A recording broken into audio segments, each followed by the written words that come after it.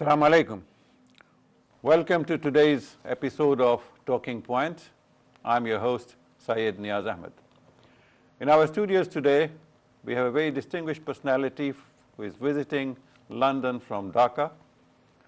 He is Mr. Abdul Mouyeed Chowdhury, a retired civil servant, a former advisor to the caretaker government back in Bangladesh, and presently CEO of Tiger Tours, trying to win over clients, citizens of other countries to visit Bangladesh, and he's trying to put Bangladesh back on the map of tourism in the world. Welcome to the show, Mr. Abdul Mouyeed Chowdhury. It's a pleasure to have you on our Thank you set. very much. Thank you very much. What brings you to London?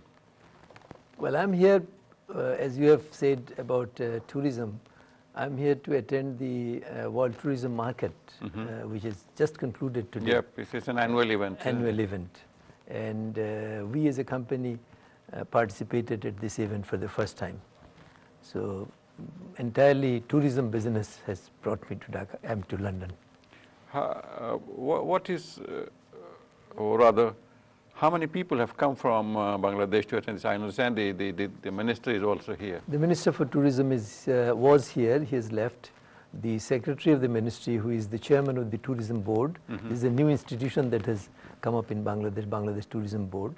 So the Secretary was there in that capacity. And the CEO of the Tourism Board, right. He was here with some of his staff.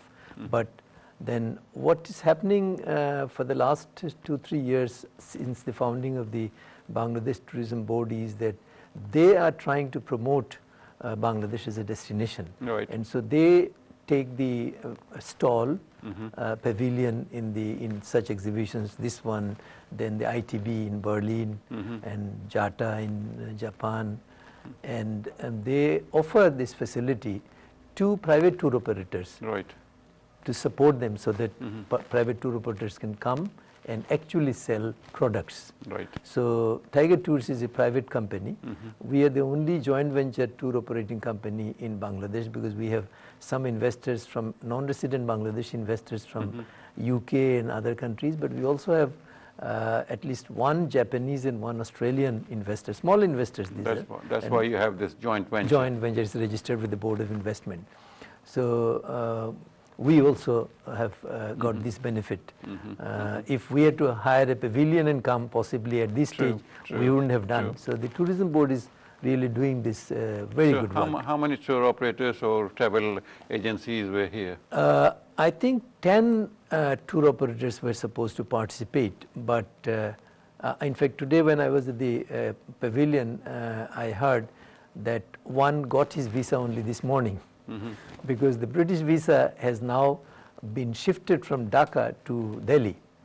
And as a result, some of them didn't get their visas in time. In time. Probably they didn't file it properly, whatever it is. So I think at least 3 possibly couldn't come.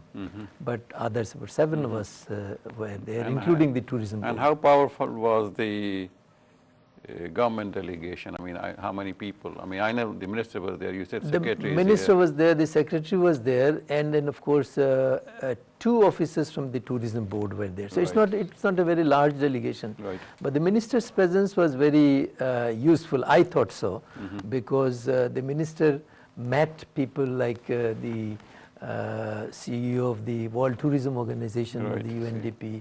He had a meeting with the PATA, there's a new CEO.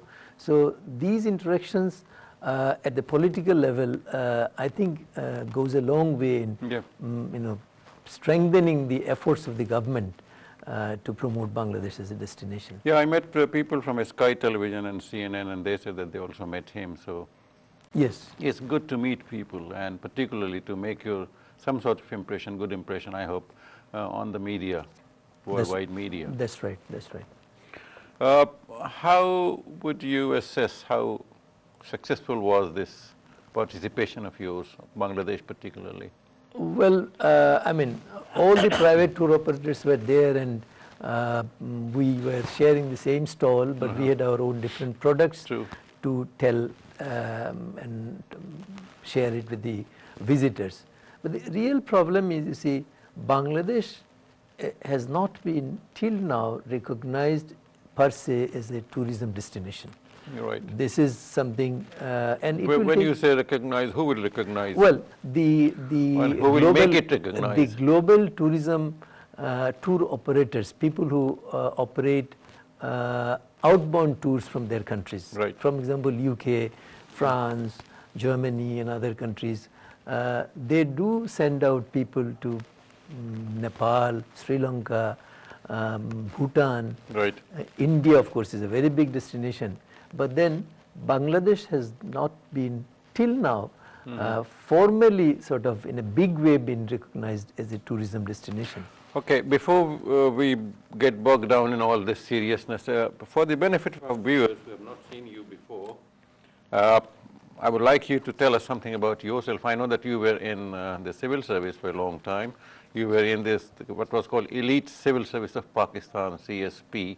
Yes. And then, of course, when the liberation war took place and the country was independent, you joined Bangladesh government and you retired as the secretary of... Right. My last posting was Secretary Internal Resources Division in the Ministry of Finance, but it's more known as Chairman National Board of Revenue. Yes, yes. I was head of all the taxes. Right. See. I hope you collected a lot of taxes. Well, very unpleasant job.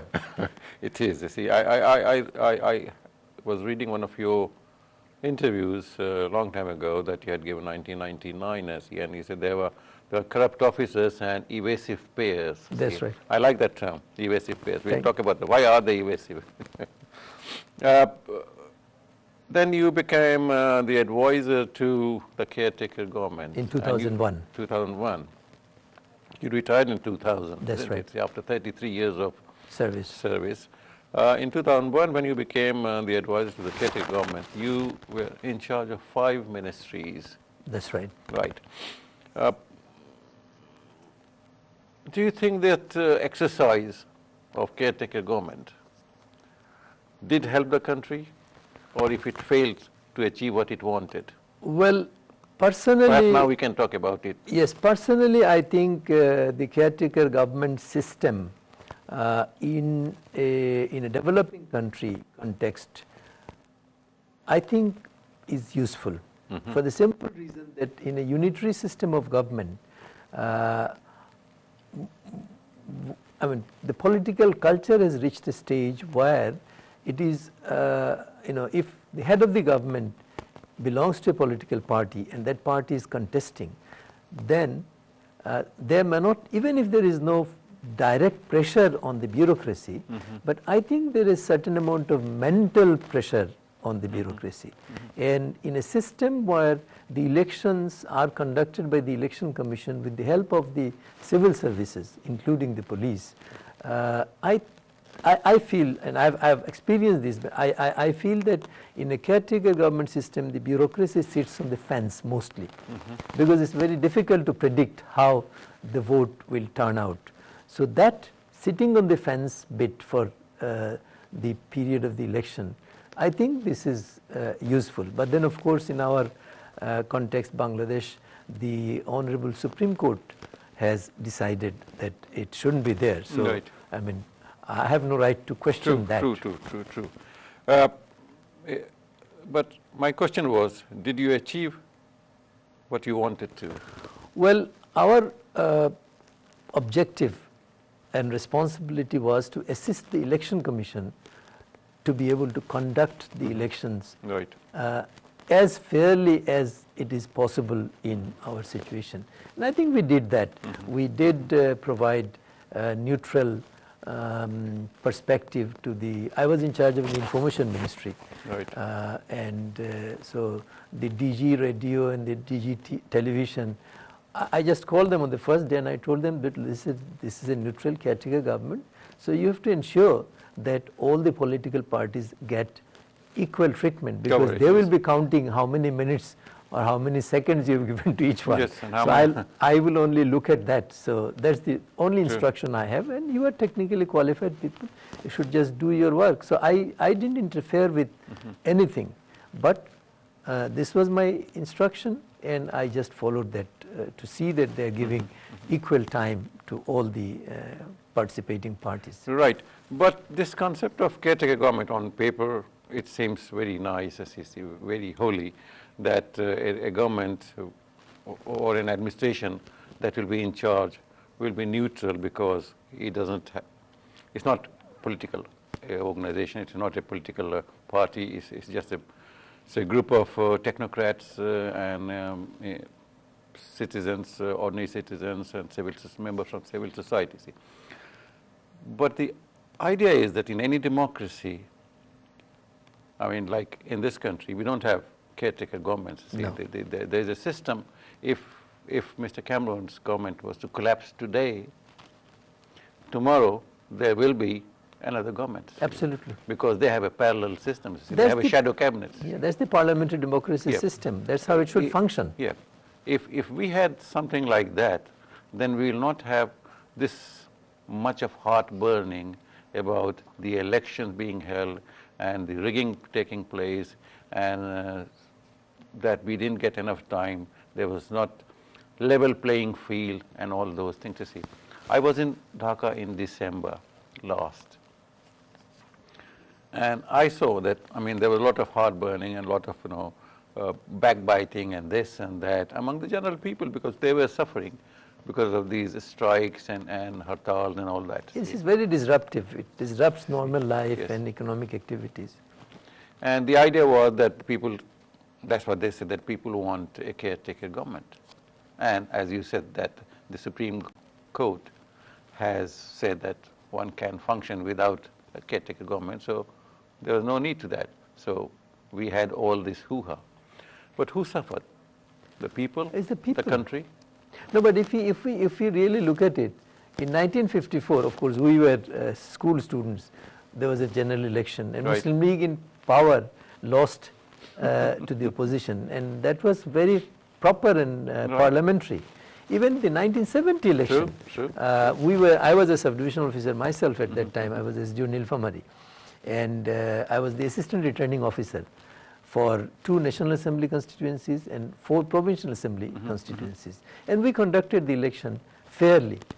I don't think there was any question of anyone thinking that. Of course, there were 1 or 2 candidates who called me during the polling day and were complaining of local problems. But then the local problems in our system would take place anywhere, and now nobody can control that. But other than that, I thought it was a very fair election. It is said it was one of the most fair elections held, you see. Yeah, but and it gave such a defining verdict in both the provinces, both the parts of the country at that time. Absolutely.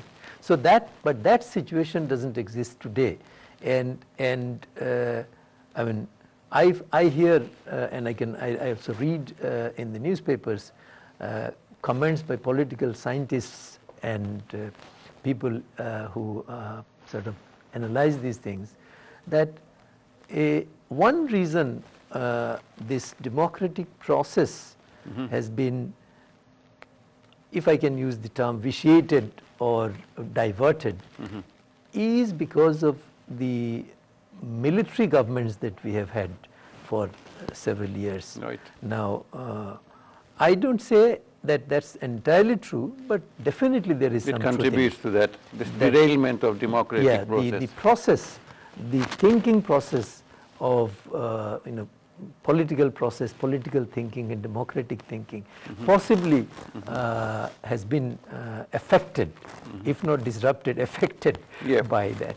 But then again, we see that if we could name one name, particular name, Mr. Hussain Muhammad Irshad, he is still part of the system. Yes, very much so, and he has been winning elections even now. Okay, sir, we have come to a point where we have to take a commercial break, and when we come back, we'll continue with this very interesting discussion. Thank you. Thank you, viewers, for being with us. I will come back soon after this break.